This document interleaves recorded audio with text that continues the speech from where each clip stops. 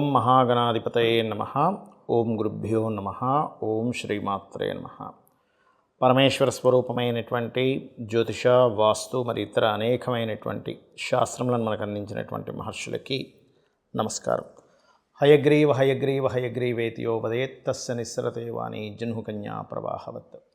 అరుణాం కరుణాతరంగితాక్షీం ధృతపాశాంకుశపుష్పబాణచాపాం అనిమాదిభిరావృతాం మయూకైః అహమిత్యేవ విభావయే భవానీం. శ్రీమాత్రే నమః. ప్రేక్షకులకి ఆ లలితాంబిక అమ్మవారి యొక్క అనుగ్రహం పరిపూర్ణంగా కలగాలని మనస్ఫూర్తిగా కోరుకుంటూ మనం ఈరోజు చెప్పుకోబోయేటువంటి విషయం ఏమిటి అంటే, చాలామంది బయట నన్ను అడుగుతున్నటువంటి విషయము, కొంత ప్రచారంలోకి వస్తున్న విషయం ఏమిటంటే, శుక్రుడు వక్రగతి జరగబోతుంది. అది ఎప్పటి నుంచి? మార్చి 2వ తేదీ నుంచి ఏప్రిల్ 13వ తేదీ మధ్యలో వక్రిస్తున్నాడు శుక్రుడు, కాబట్టి ఏదో జరిగిపోతుంది అనేటువంటి ప్రచారాలు వస్తున్నాయి. దీన్ని చాలామంది నన్ను అడగడం జరిగింది. ఏమంటే మరి శుక్రుడు వక్రగతి జరిగితే మా రాశి వారికి ఎలా ఉంటుంది, దీనివల్ల ఏమైనా విపత్తులు ఉన్నాయా, దీనివల్ల ఏదైనా ఇబ్బంది కలుగుతుందా అనేటువంటిది, దీని గురించి నేను మీకు వివరిస్తాను. అయితే ఈ శుక్రుడు ఉచ్చ స్థానంలో ఉన్నటువంటి శుక్రుడు వక్రిస్తున్నాడు కాబట్టి ఈ యొక్క విషయాలపై ప్రతి లగ్నం తెలియని వారికి రాశి నుంచి ఎటువంటి ఫలితాలు జరగనున్నాయి, మరియు అదేవిధంగా ఏ రాశివారు ఎటువంటి జాగ్రత్తలు తీసుకోవాలి, ఏ పరిహార మార్గం చేసుకుంటే ఇబ్బంది కలగకుండా ఉంటుంది అనేటువంటి విషయాలు ఇప్పుడు మనం తెలుసుకుందాం. మిథున లగ్నము, మిథున రాశి. మిథునం వారికి ఈ శుక్ర ప్రభావం ఎటువంటి ఫలితాలు ఇస్తుంది చూసుకున్నట్లయితే, ప్రధానంగా ఇక్కడ శుక్రుడు గమనించుకున్నట్లయితే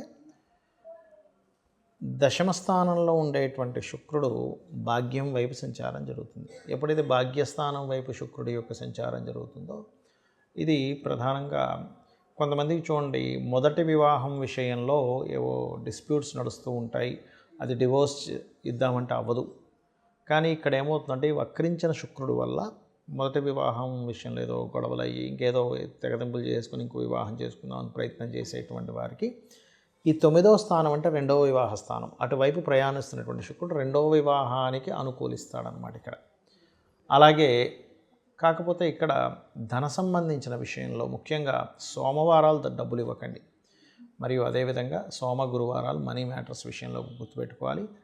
మొదటి వివాహం కోసం ప్రయత్నం చేసేటువంటి వారు గురువారాలు ప్రధానంగా ఎటువంటివి, ఎందుకంటే ఈ లగ్నానికి ప్రధానంగా బాధకుడు అవుతాడు గురువు కూడా. కాబట్టి సోమవారము గురువారం ముఖ్యంగా ఈ 2 రోజులు కూడా ధన విషయాల్లో సోమవారము, అదేవిధంగా వివాహ సంబంధించిన విషయాల్లో గురువారము, ఈ 2 రోజులు కొంత జాగ్రత్త వహించండి. అదేవిధంగా మరొక విషయం ఏంటంటే, ఇక్కడ గమనించుకున్నట్లయితే ఈ కుజుడు కూడా మిథునం వారికి లగ్నంలో ఉన్నందుకు కొంత భయాన్ని కలిగించడం కానివ్వండి, కొంత స్ట్రెస్ని కానివ్వండి, ఇవి కలిగిస్తున్నాయి.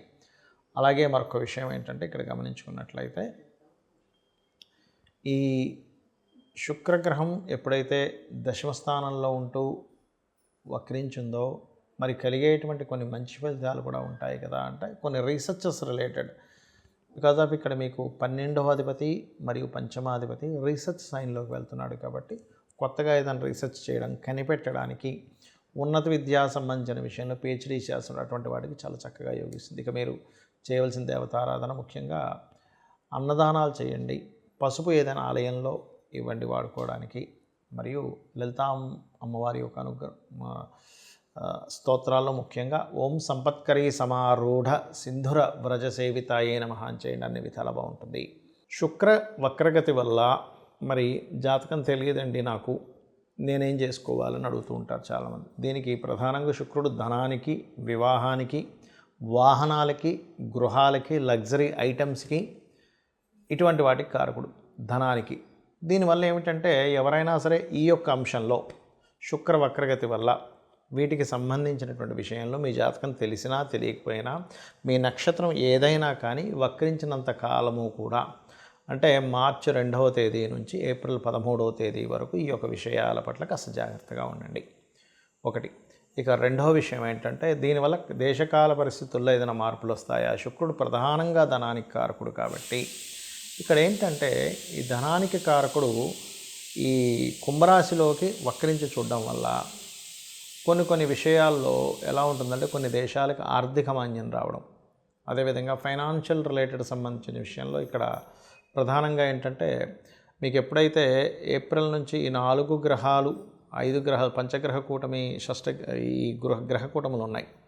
ఈ గ్రహ కూటమి నుంచి బయటకు వస్తున్నటువంటి శుక్రుడు కాబట్టి ప్రధానంగా కొన్ని పార్టీల్లో ఎవరైనా కూటమిగా ఉన్నటువంటి దాంట్లో నుంచి లేడీస్ ఉంటారు కొంతమంది సభ్యులందులో, వాళ్ళు కొంచెం బయటికి రావడం కానివ్వండి.